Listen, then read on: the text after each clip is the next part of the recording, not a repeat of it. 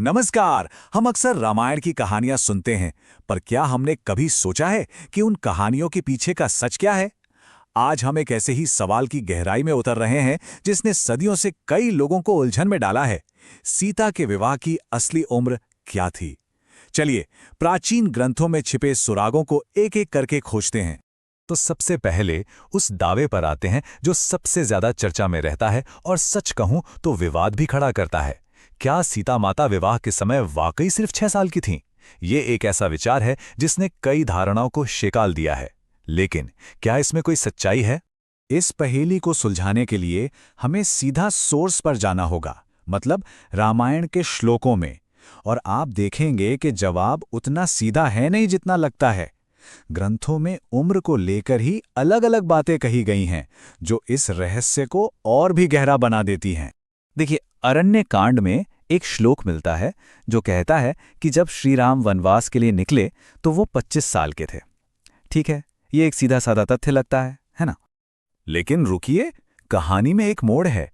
एक दूसरे ही श्लोक में उनकी अपनी मां कौशल्या कहती हैं कि जब राम अयोध्या छोड़ रहे थे तो वो सिर्फ 17 साल के थे।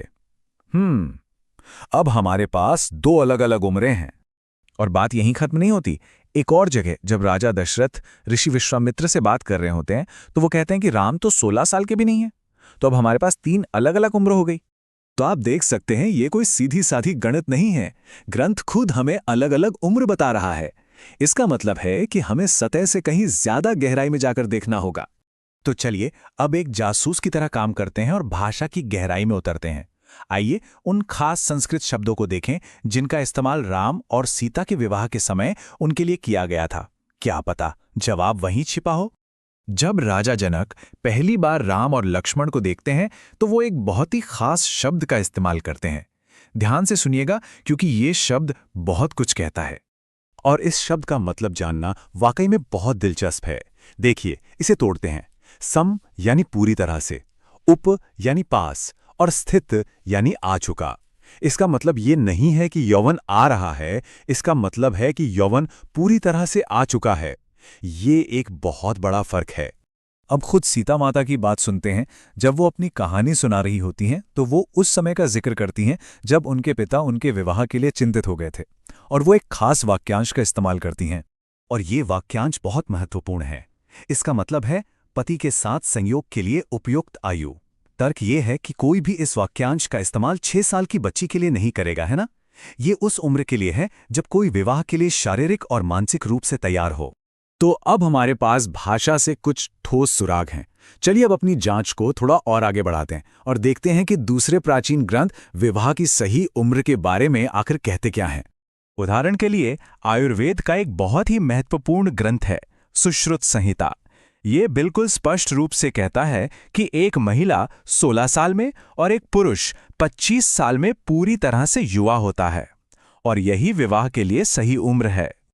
और सिर्फ यही नहीं, मनुस्मृति भी इसी तरह की बात कहती है। ये ग्रंथ विवाह को जीवन के दूसरे चरण में रखने की सलाह देता है, जो लगभग 25 साल की उम्र से शुरू होता है। तो एक और ग्रंथ उसी दिशा में इशारा कर रहा है। और सबसे महत्वपूर्ण बात, ऋग्वेद, जो सबसे प्राचीन ग्रंथों में से एक है, कहता है कि एक युवा महिला खुद अपने पति को चुनती है। ये चुनने की जो बात है ना, ये परिपक्वता और अपनी पसंद बनाने की क्षमता को दिखाती है, जो एक छोटी बच्ची में नहीं हो सकती।